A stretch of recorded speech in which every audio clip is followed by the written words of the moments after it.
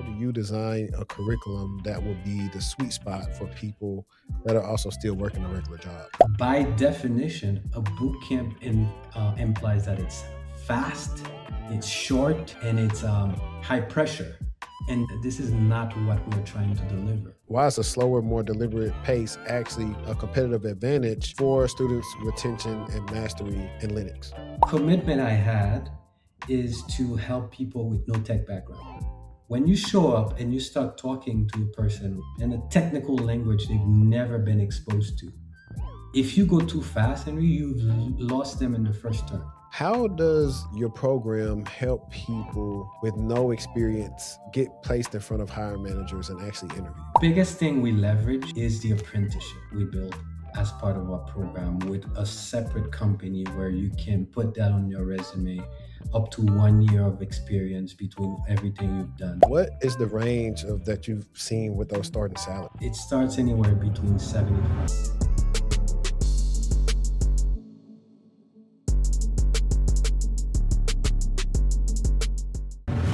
Welcome back to the show. Today, we're breaking down the barriers to entering the tech world.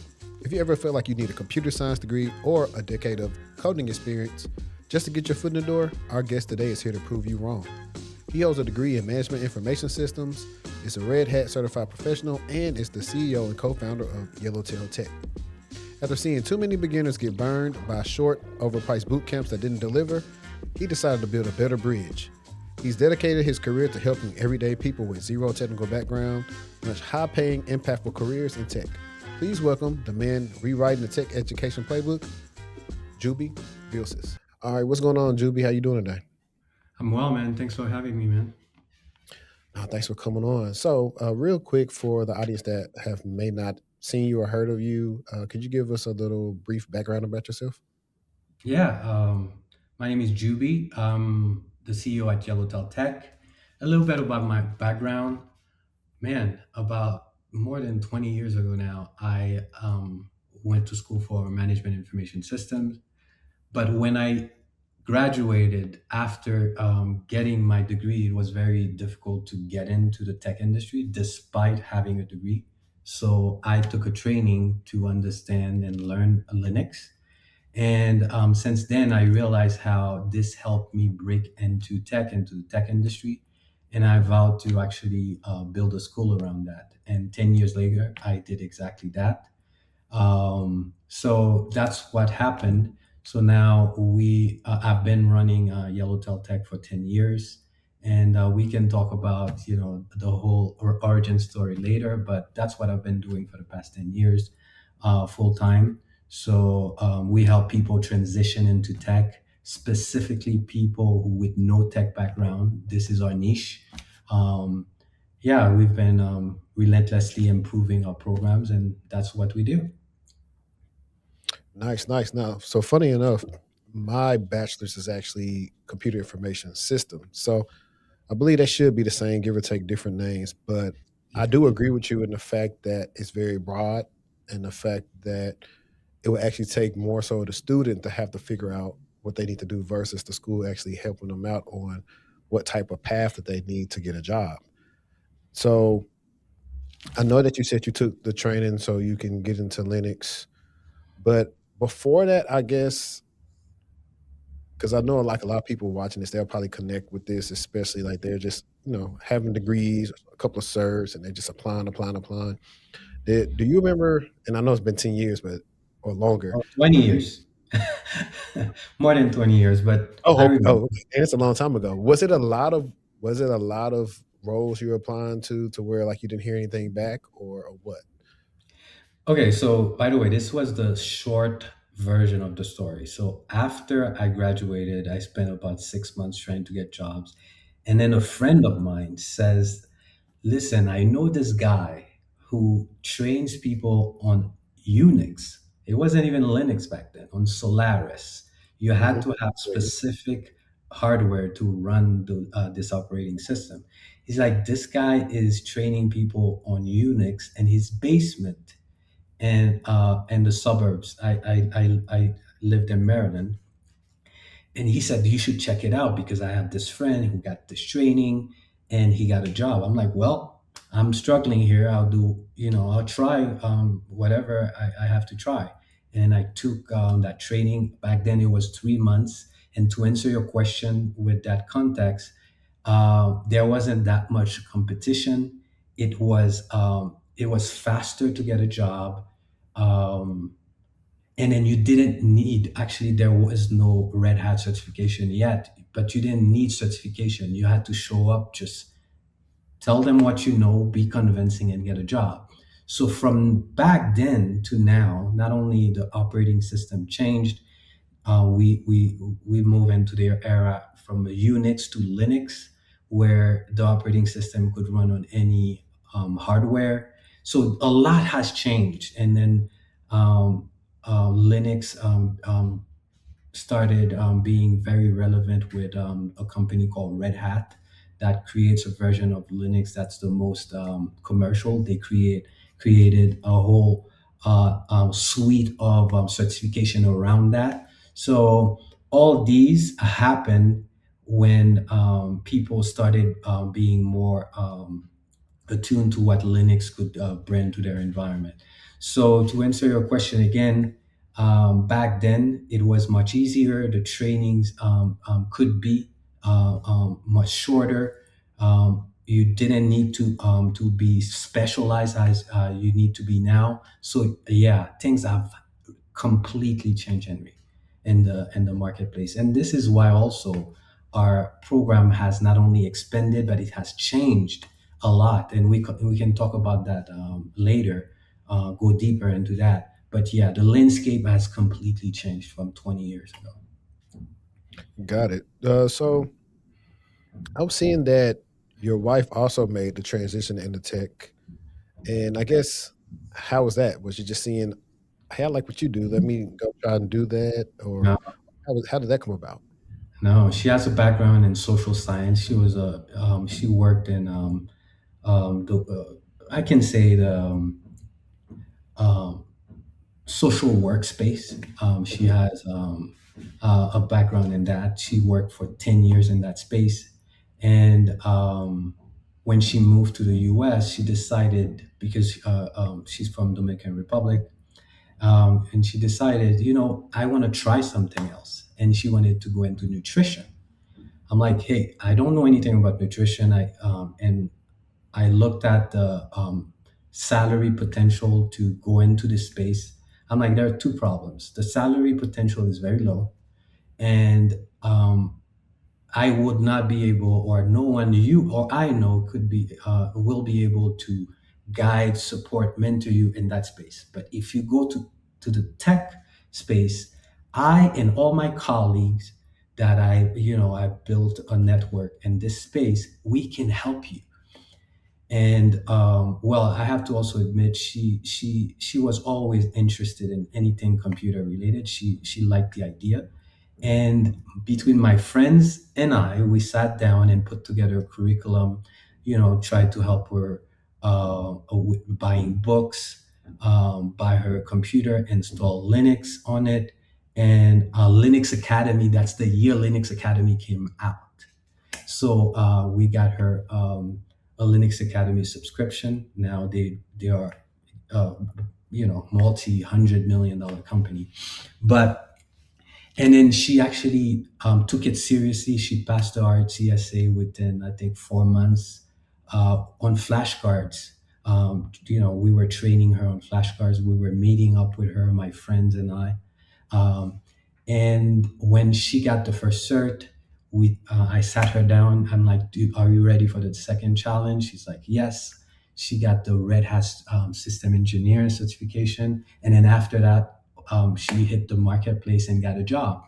And that's when I started having the idea of, I think this is the time for us to turn this into a product, because um, her brother was calling and saying, "Hey, help me do this. How did you do that?" So we help about 7 to 10 friends and family within a span of a year and a half before we even launched this officially. And then within a year and a half, we were like, okay, so I think we have a product here. I think we should go to market and actually present it and price it as a product. So basically, building this company was all a result of helping my wife transition into tech and then realizing there is a whole demand for people with no tech background wanting to transition into tech. And that's why we choose this niche. And that's what we've been doing since, you see. So, yeah. Yeah, interesting, especially with the certifications with that Red Hat is, and I haven't looked this up, but because I don't think I had this written down anywhere. But typically, while we are here talking about people getting jobs, specifically working with Linux, what is the range of that you've seen with those starting salaries? Well, it varies.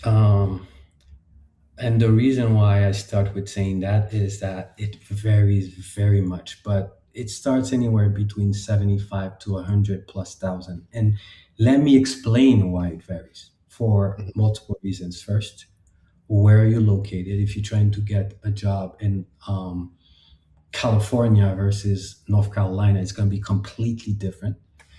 Second, there are what they call adaptive interviewing, meaning sometimes you go for a very low level, entry level, I should say, Linux system administrator. But if you are performing well in the interview, and they keep ratcheting up the level and you still showing up in the interview, they might tell you, and I've seen this so many times, including with my wife. She went for an entry level, and they're like, "Oh, we also have a intermediate position open. I think we should slot you for this instead." So sometimes you go for a job that is paying 75K, and then you show up so ready, they slot you for another position they had open. That's the second reason. The third reason is, um, do you have any tech background? Meaning, are you transitioned from help desk, or are you transitioned from zero tech background? These are things that influence. But I want to say, to be safe, because I don't want people to just come in because they're gonna make 100K. The way I usually say it is, your first job is gonna be around 75 to 85,000, and your second job is gonna be over 100K. You see, because I always encourage people, within 2 years you have to look elsewhere, and and start building your career. That's great. Especially with the nuance on the salary thing, right? I believe the same thing. I've seen the same thing, or sometimes just telling people, hey, sometimes that first salary, some in my case of working with people, sometimes that first salary might not have been in the 70s, but it's better than what they initially had. You just got to get to the experience. Because once you get that other experience and you've outperformed that in your role for about a year, or we go a year or two, now Mhm. you can go probably double your salary or get 30, $40,000 increase just from the knowledge you gained over those 2 years. Yeah, that's why I usually tell people, be cautious, because a lot of people tell me, well, you say I'm gonna get 75K, but I'm already making 80K. Hmm. Yeah, two things. First, you have sometimes to be willing to take a little bit of a step back to get to the place you want to get. Because yeah, you're making 80, but does your industry, does your field, or does your job gives you the potential to make 200 plus $1,000? That's the first question. The second question is, you making $80,000, are you working 30 to 40 hours a week? Or is it with overtime, with all the crazy hours that you're making that 80,000? Because a lot of people are making 80,000, it's because they have overtime and all that.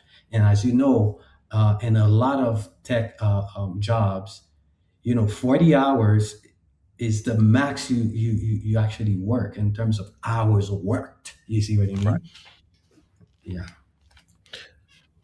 No, right. So the tech landscape has evolved massively, and many beginners are intimidated by headlines about AI and tech layoffs. Why is it still entirely possible to build an impactful tech career with zero background or a degree? Well, the one thing a lot of people have to realize is, the AI revolution is real, but it doesn't affect every tech job equally.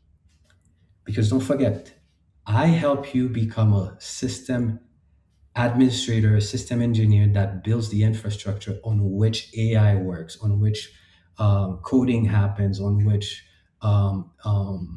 database administration happens. This layer called the infrastructure layer, the operating system layer, will always exist. In fact, it's even more important, more relevant, and more ubiquitous as AI, as cloud computing grows. So this space, one thing that has changed a lot in it is that it requires more automation, but it's not going away and it's not being overtaken by AI. And another thing I like to tell people is AI cannot take it, the AI cannot actually troubleshoot itself. So the operating system underlying the large language model cannot troubleshoot itself. So they still need system engineers, system operators to go in and actually do this work.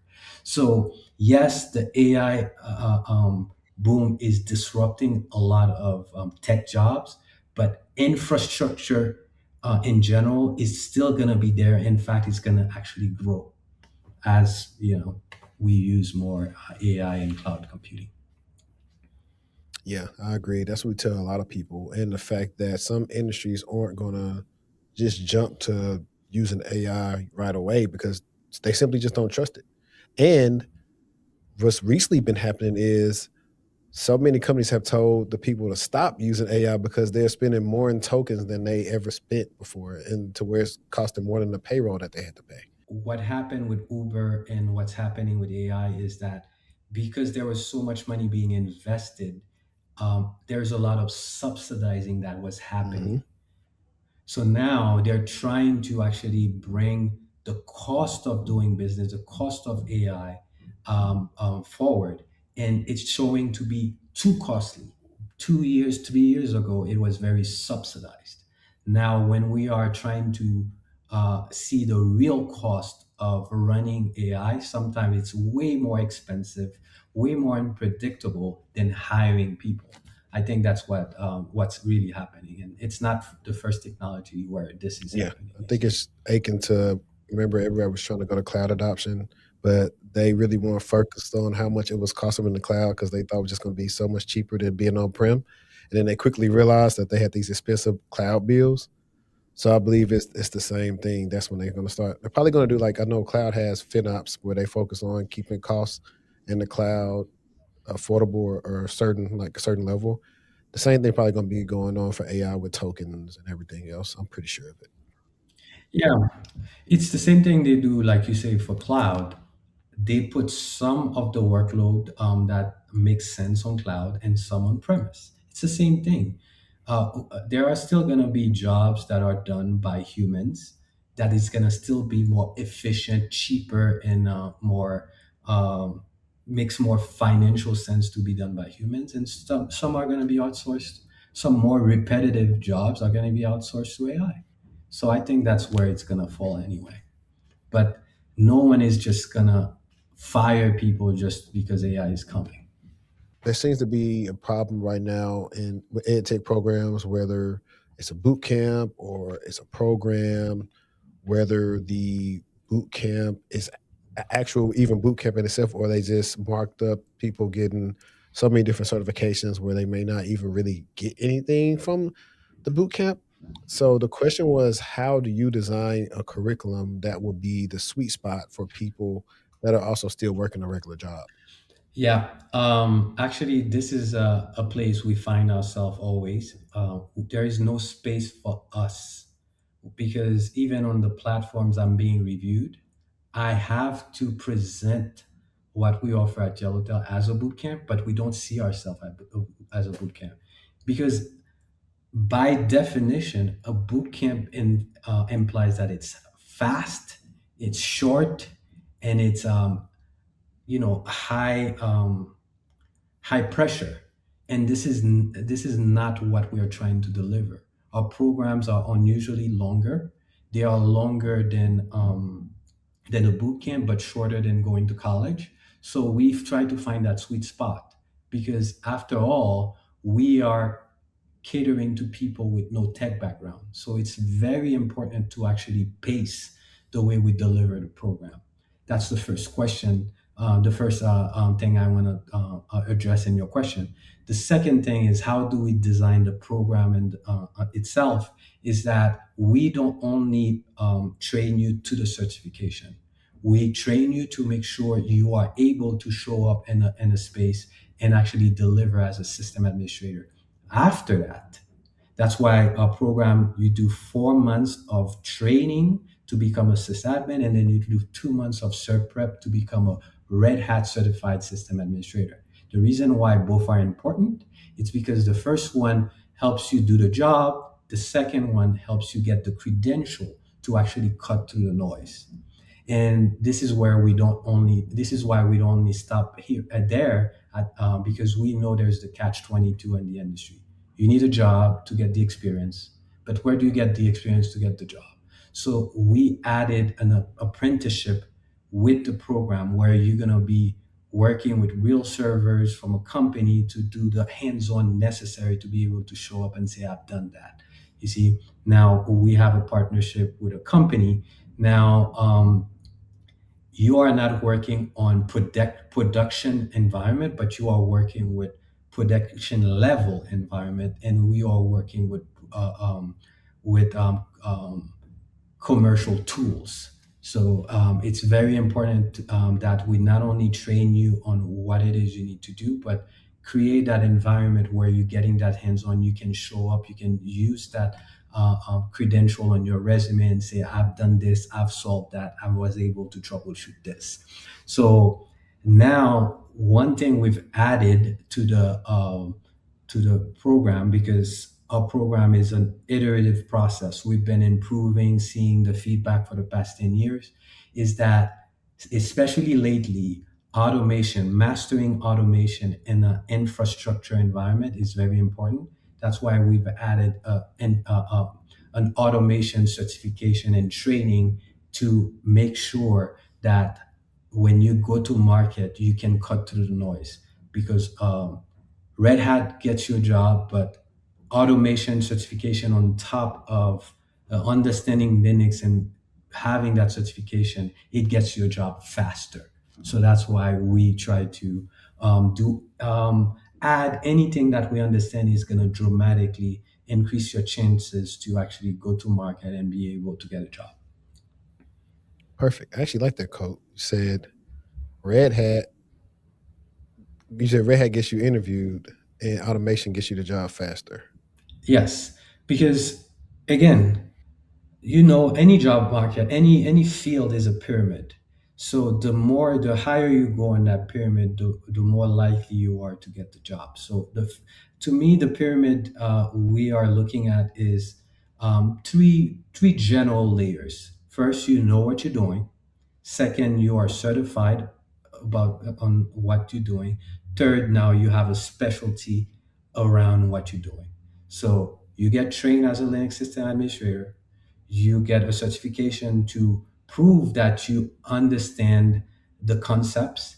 And then the automation is saying, hey, not only I know I understand Linux, but I can deploy automation in that environment. So that's what we try to do.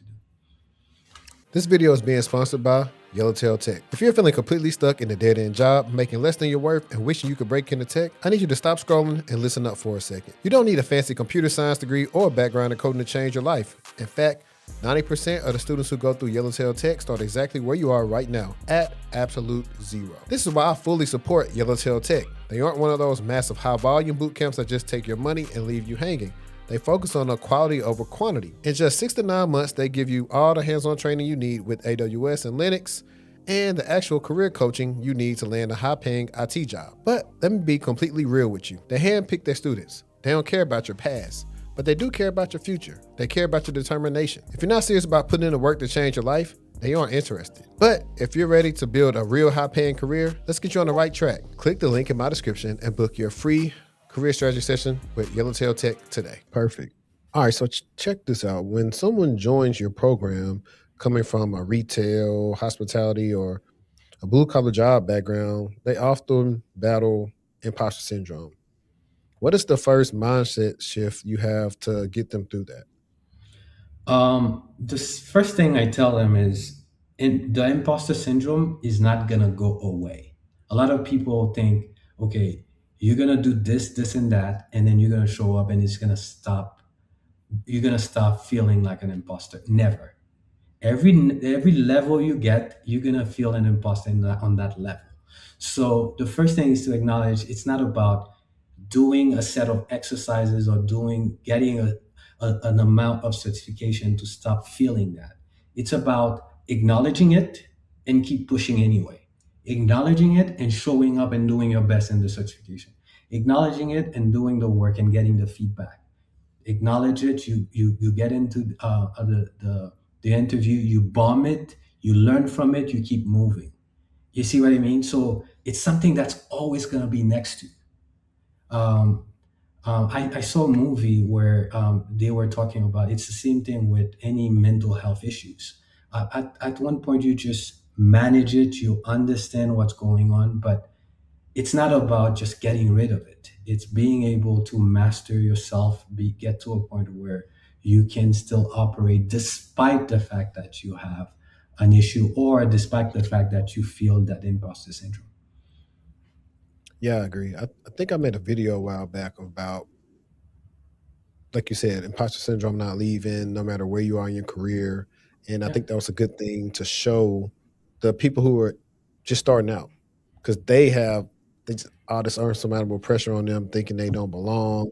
I'm like, man, I'm in a new role now, and I have imposter syndrome a little bit, and it just is what it is. The imposter syndrome, I think, also is a good thing in a sense that it forces you to make sure that you're competing and that you're getting better versus thinking you have it all figured out. And also just think it that way. Your boss's boss also feel imposter syndrome. They're Hmm. just better at navigating, not hiding, because I don't think hiding is the best word. They are just better at navigating through their career despite it. You see what I mean? That's all it is. Hmm. All right. So here's some cool stuff. I know we talked about this earlier, but as the CEO, you are uniquely responsible for student outcomes and job placement, not just graduation numbers. What metrics or guardrails have you put in place to ensure that Yellowtail Tech is actually delivering on employment? Yeah.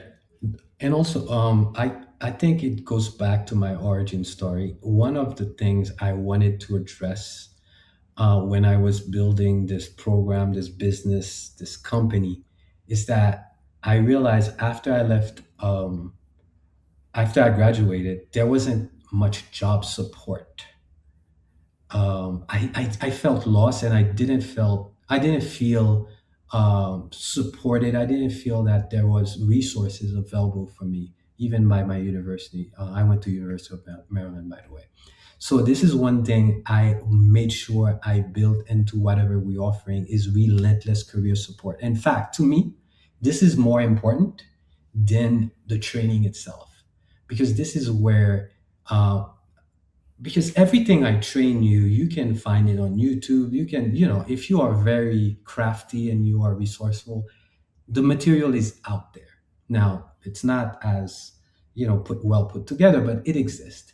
But where most people need the help is the feedback, is the encouragement, is the support, is having a team of people rooting for you.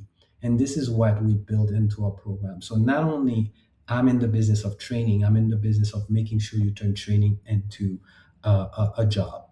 This is why I call it Linux for jobs, by the way. It's not by accident, Henry. It's because I wanted the outcome to be the goal. I wanted to make sure we stay in touch with what it is we came here to do is to get a job out of this exercise. Not because you enjoy learning, because you could do that on Udemy for $15, or I don't know how much they charge a month, but I wanted to make sure the job component is stayed at the forefront. So everything we do, we optimize to get you the job. Now, our job placement rate is between 68% within 6 months and about 78% within a year of finishing your apprenticeship. Now, it's not 100%, but it's not necessarily because we are not doing our best. It's because life happened, people drop out, they start having kids, they get a promotion on the job they used to hate. Now they get promoted. Now they're a manager. They see the job in a different light. They drop out. So a lot of other factors come into play where we do our best, we show up, but the student, for some reason they get distracted or they lose interest in that endeavor. You see, um, yeah. So that's really how we go about it. We do our best, we stay focused, and we make sure everybody understand this is our goal. The job is the goal. No, that's great. I mean, it's better than 50%. And like you said, it can't be 100, right? I mean, in theory, everybody would like to have 100% succession rate, but I just think that's not realistic. Not And I like what only you were not only it's not realistic, but people are in different stage of their lives. talking. Sometimes it's because they get pregnant, and all of a sudden this is more important to them. You see what I mean? It's not Hmm. because anything is wrong with the program. It's because their interest has changed. You see what I mean? Yeah, no doubt. And I was going to say that a lot of times people find out what they thought they want, they didn't want. I think Mm. that's something that they figure out. They realize, hey, I got to do what? It's like, let's say we have somebody that says that they want to be either they want to get in shape or they want to be a bodybuilder. We'll say to make it easier, we'll say they want to get in shape, they want to get a six pack, whatever. Then they realize, oh, I gotta have this type of breakfast, only eat this for lunch and dinner, and drink this much water, and walk 5 miles a week, and work out 3 to 4 times a week. Man, I don't want to do all that. Give me a bag of chips. I think it's like the same thing. Yeah. Yeah, because a lot of people they romanticize working in tech. Oh, you work from home, you don't have to commute, and you only type on a computer all day. I love this because I was a nurse, I was walking 12 hours a day, but they realize now it also implies that you're going to be sitting for 12 hours instead of walking, which is not necessarily better. You Exactly. actually have to focus for most of that time. You see what I mean? So after they get that reality check and they're like, okay, yeah, I'm going to make more money. Yeah, I might be working remotely, but is it what I want? And some people they realize that's not what they want. You see what I mean?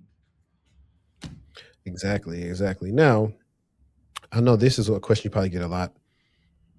And we have with the job boards and everything else, you got the ATS and everything else. And with these job descriptions, 3 to 4 years experience, need a degree, no degree. How does your program help people with no experience get placed in front of hiring managers and actually interview? Um, the biggest thing we leverage, besides trying to convert your experience into something relevant to the new job, is the apprenticeship we built as part of our program with a separate company where you can put that on your resume up to 1 year of experience between everything you've done. This is our biggest weapon, really, because the catch 22 is real. In fact, this is the only advanced country where there's that catch 22. You need a job to get the experience, but where do you get the experience? You know, Hmm. before you get the job. Most advanced countries, there is a pipeline, a training to job pipeline. There is an apparatus inside the company ready to ramp you up to where they need you to be. But everywhere, most companies in the US, they want the person to be already having 5 years of experience. Now, you always, as a newcomer, you always gonna have that uphill battle. The uphill battle is real, and it's not gonna go away anytime soon. But we have a few weapons to actually help you with that. First, which is the apprenticeship. Second is knowing how to present yourself, how to um, not only present yourself, present that new persona you're building, because that's what you're doing when you are reinventing your Mhm. career. How Yeah. do you articulate all the things you know into something relevant for your new employer? How do you show up? How do you tell that new story of your career? We have your career coach, amazing career coach, Shivani and Courtney that we work with. That's their, you know, that's their superpower. So is it foolproof? Is it easy? Does it stop being an uphill battle? Never. But we have had great not only success, but we accumulate the experience on how we are able to help you in that journey. I like that. Great answer. Because that is one of the biggest things. And like you said, the also reselling yourself. I think the biggest things people struggle with when they go do programs sometimes is when you get through an interview, what stories do you have to tell? And I think a lot of times they struggle with that because sometimes they don't know, they haven't been helped That's right. enough to figure out what to do or what to say. Yeah, not only that, the apprenticeship gives you the hands-on to say, okay, I did this troubleshooting, I fixed this. This is why it was broken. Now you can tell a story that's coherent. You can tell a story of adding value to an environment. When you don't have this apprenticeship portion, yes, you understand the concept, the mechanics of it, but you cannot apply it to real world. And a lot of students, most people, not a lot of students, most people, they don't have that amazing imagination to talk about things as if they already done it. You see what I mean? No, no, definitely. I've seen it all the time, but that's what people struggle at. They kind of only stick at to where they are versus either what they've been studying to become or able to answers. I mean, able to answer questions in a way that will support you being picked up for the role. But that's Yeah. cool. Um, Here's a cool one. So your program pretty much sets the learning pace slower than the average program. Why is it slower and more deliberate than well actually why is a slower, more deliberate pace actually a competitive advantage for students' retention and mastery in Linux? First, like you said, it helps with retention and engagement. But most importantly, the commitment I had is to help people with no tech background. When you show up and you start talking to a person in a language, in a technical language they've never been exposed to, if you go too fast, Henry, you've lost them in the first turn. That's Hmm. why it's important to start very slow. Now we pick up the pace, but we start very slow, very intentionally because we made a commitment. More than 95% of people we train are people who've never sat on a computer to do more than send emails. So we come in acknowledging this. And if you go too fast, because I have competitors, their whole business model is to teach you Linux in 2 weeks. To me, but it's only but their target market is also different. It's someone who was a coder, it's someone who's already in the tech space who just wants to learn Linux. You see what I mean? To add to their portfolio. Me, my target market is different. My target market has never learned anything about tech in general. So it is essential to go slower because if not, you're gonna have a situation where things are gonna fly over your head, and that's not the point. You see what I mean? So it is intentional because of the group of people, the demography we decided to serve. That's essentially the answer. Okay. So when people think of getting into tech, they almost think of either learning how to be a software developer, they want to get into cybersecurity. But in your instance, why did you choose to anchor Yellowtail's Tech Foundational Program in Linux System Administration and AWS? For for for a few reasons. First, this is what I knew, and I wanted to stay in my space and become a subject matter expert. And I think we've succeeded, because if you Google Yellowtail Tech, it's one of the few, if not the only, program that's essentially targeting people with no tech background. That's the first reason. The second reason is because I understood that very early. Linux is at the foundation of so much.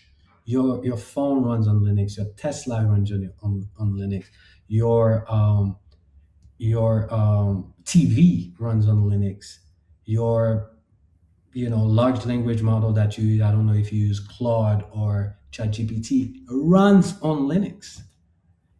Your cloud run on Linux. So I understood that it was a very foundational type of training and skill to have. Understanding that makes you more relevant. Even people are going to cybersecurity. Most cybersecurity expert, they are first expert in the operating system. Because let me ask you a question, Henry.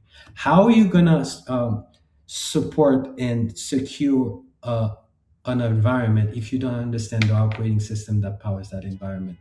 You see what I mean? So even as a cybersecurity expert, to understand how to secure an environment, you have to understand the environment at its core. So a lot of people think cybersecurity is just taking security plus. It's way more than that. My wife is a security a professional, but with a cloud and Linux background. That Mhm. makes her worth more to the marketplace. Because if not, you're gonna be more in the incident report writing, incident writing policy, which is more and more being done by AI, by the way. So in order to go into cybersecurity and be very relevant, you need to have deep foundational knowledge in operating system, which is what we're offering to people.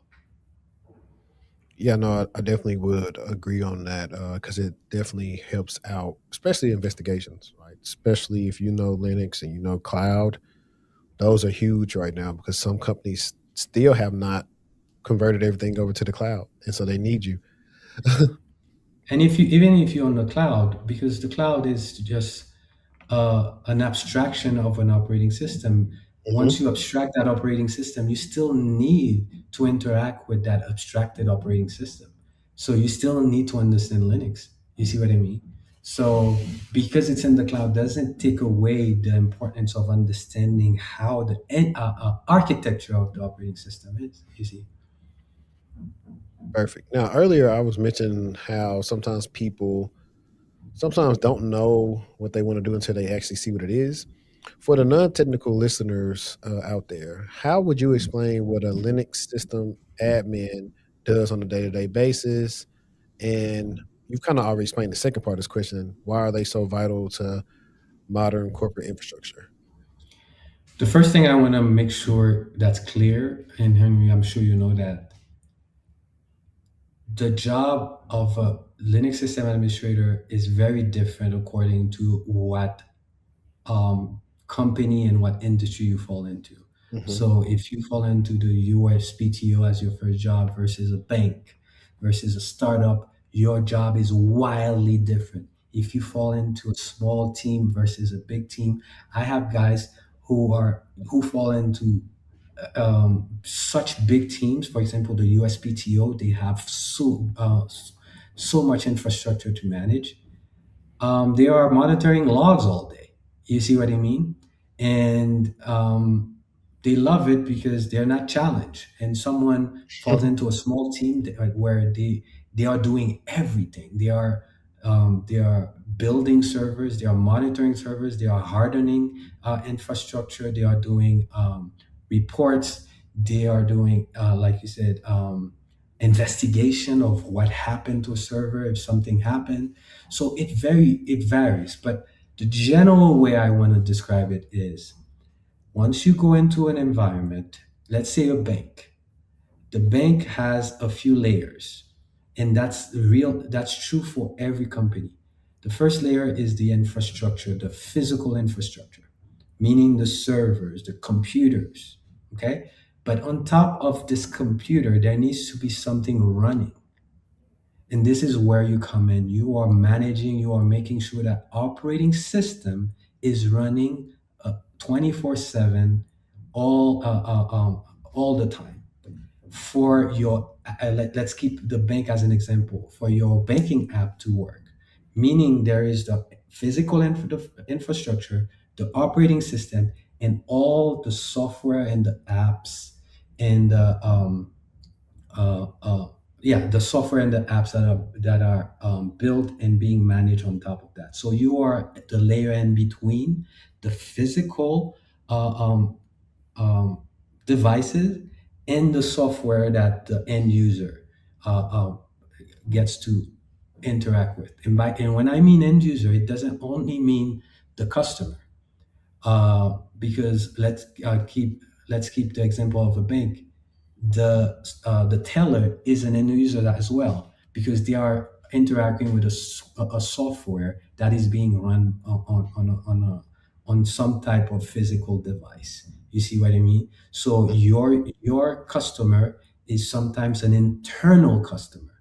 It's the company, it's the employees of the company, and sometimes it's the end user, it's the customer of that company.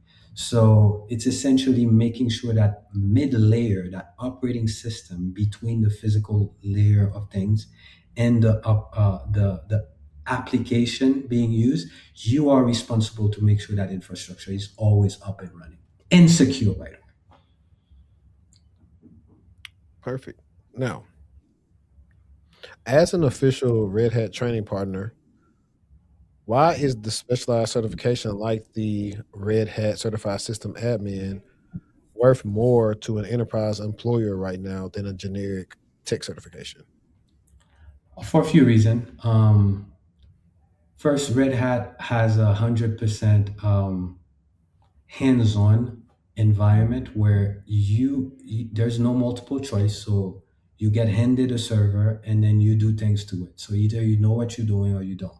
That's the first thing that the industry likes about it. The second thing is Red Hat is an industry leader, especially when it comes to um, operating system. They do other things, but when you're talking about Linux operating system, they are the industry leader because they offer they have the biggest offering of support.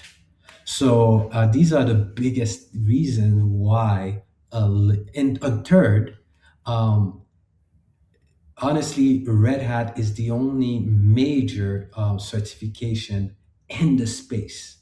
So if you're trying to get certified and be able to, to have this help you transition into a job, this is the certification to go with. So Red Hat has a lot going for them in general. Perfect. So, if you could look back at the 20 something year old version of yourself struggling to figure out the IT job market, or someone listening right now that feels the same way, what is the single best piece of advice that you would give to them to kickstart their career transformation? I would I would go and look at what is likely to be a fad and then what is likely to be relevant in 10 years. Because this is one thing I realized I didn't think it was the best decision I made is when I got into tech, I chose a space where the relevant of that space became bigger as the industry got bigger. When you're talking about software, building software, software engineering, these things are going away because AI is able to do quite a bit of that work. But when we're talking about infrastructure, and there are several other spaces that are very AI proof, the idea is to ask yourself, will the field the field I've chosen, will it be more relevant? What is threatening it? what is most likely to be replacing it. And I think I made the right decision by going with Linux and sticking with it and trying to become a subject matter expert. And the second thing, it's connected to being a subject matter expert. Go deep, do not go wide. It's easier to go wide because every week there's something new going on. But being a system administrator, becoming a system engineer, and becoming having a specialty as a system engineer in automation and many different areas that you can choose to become a subject matter expert is the best thing you can do for your career, because know-it-alls are a dime a dozen, but finding that person who is worth a lot to a company, not only you create job security for yourself, and you create a lot of opportunity for salary increase for yourself. So that's what I would say. Go deep instead of wide, and ask yourself, will the area I chose be more relevant in the future? Don't ask if it's easy to get in, because a lot of people made that mistake as well. And oh yeah, it's because it's a 2 months thing. I'm gonna do that QA. Yeah, but make sure in 5 years, do you still have an infrastructure in 5 years? Yes. Is it bigger? Probably. You see what I mean? So Hmm. that's what I would do before I get into the space. Now that's definitely great advice, especially for people starting out. Now, how do the listeners keep up with you if they want to follow you or learn more about the things you have to say? We are on all major platform, but our biggest platform is Instagram. You can follow us at yellowtail.tech. Just follow us on Instagram, on YouTube. And yeah, we're always trying to put new information out there, how the space is evolving. And yeah, there is so much in store for Linux, for infrastructure in general. Yeah, we're excited about the future. Perfect. And I think I forgot that we didn't mention this in the previous questions. But when is the next cohort? The next cohort starts this right after Labor Day, always the Monday after Labor Day. I think it's the 14th Okay, of September. perfect, perfect. All right, guys. Well, I appreciate you guys for tuning in. And until next time, let's stay textual and we out. Peace.